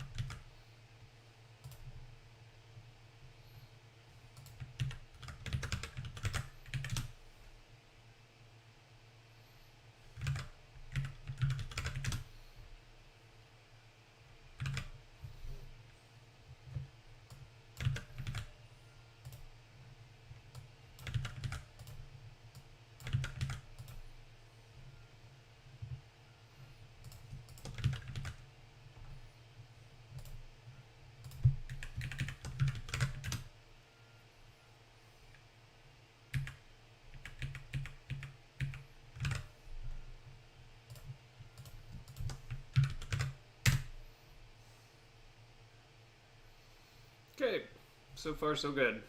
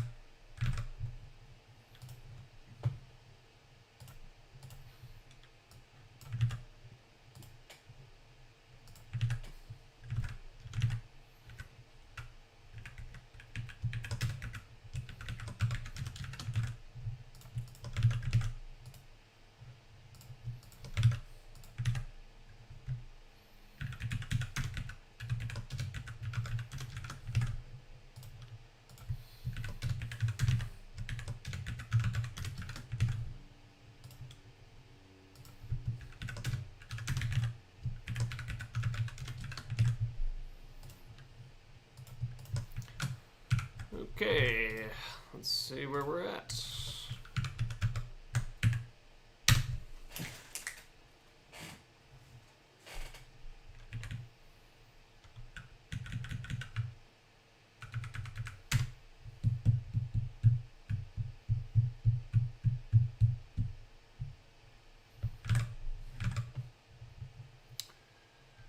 Okay, a couple seem to be off. Let's start from there.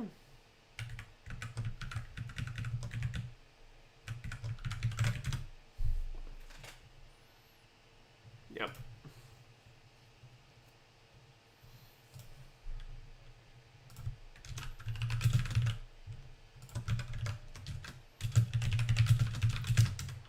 Yeah, if you check out the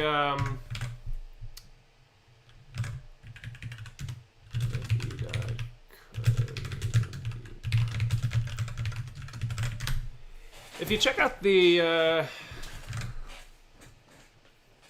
beginning of the stream, I give a pretty good overview of what's going on here. But just a real quick overview. It's sort of a complex thing. You just have a but with two top level ideas.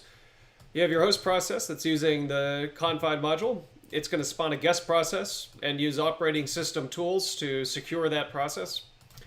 And then within that guest process, you're going to run a virtual machine, which is going to be a JS isolate or WASM, or anything really that's pluggable. And so it's a defense in depth design is the idea. So it'll be the V8 sandboxes in both cases because it's a V8 isolate or a WASM isolate, which is V8. But that's the high level there.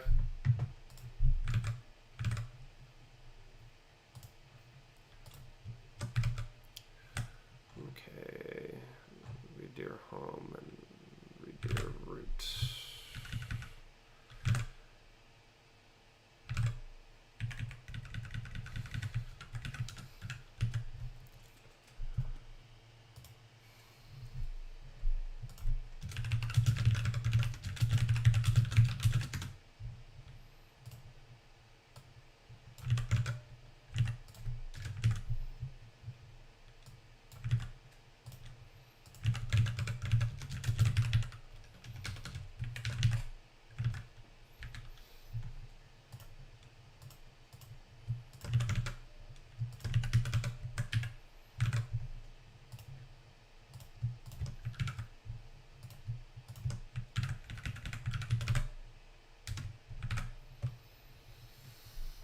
Okay, what do we got here?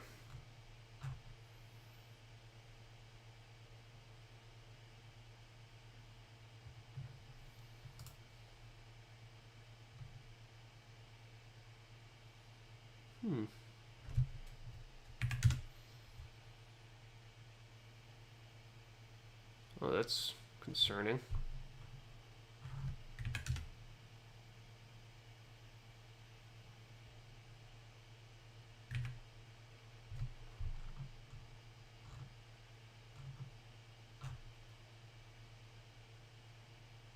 I'm getting inconsistent results, which is pretty disturbing.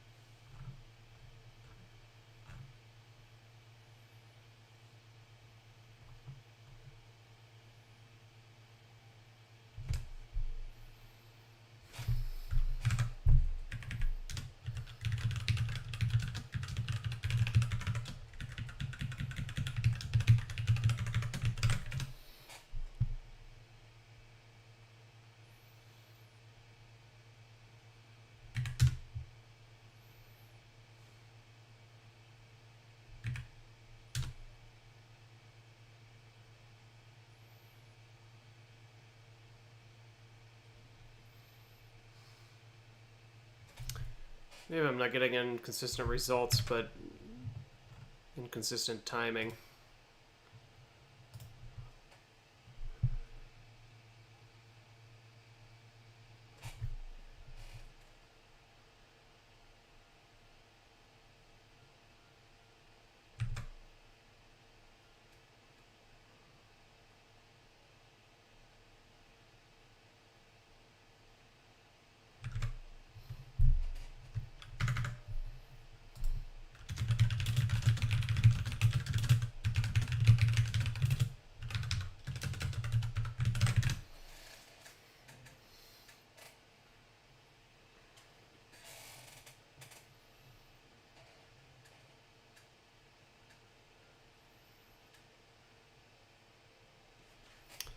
Yeah, some frustrating dynamics occurring here around the process closing and informing the host environment what the exit codes are.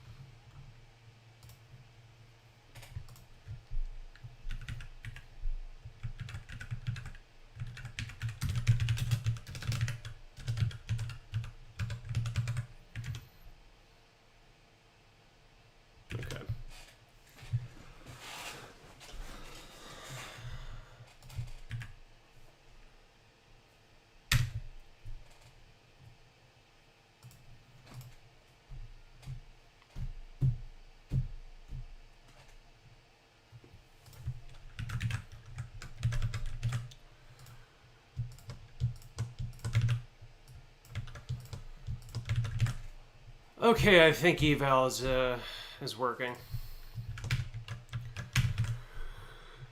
And the sandbox is working, and so that just means that next up we need to get the isolate back into a working state, and then WASM sandbox into a working state. A couple of things that need to be improved upon for sure here. Like, you know, I've just sort of ad hoc ended up defining this API of doing on request. I'm also calling process.exit from inside these scripts, and both of those are semantics that have to do with the runtime.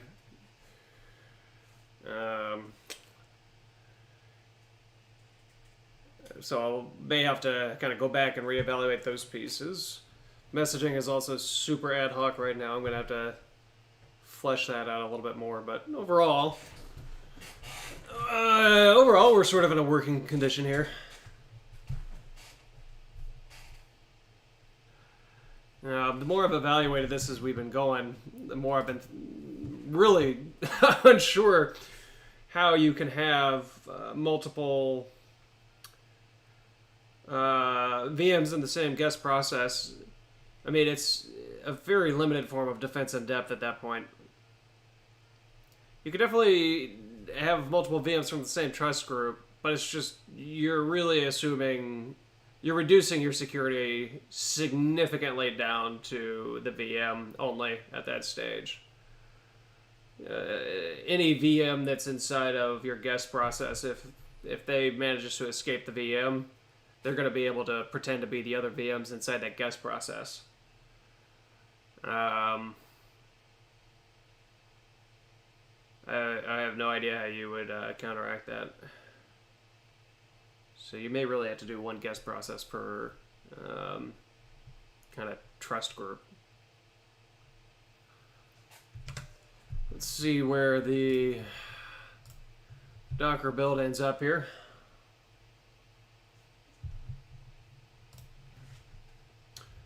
After this, I'll probably call it a night.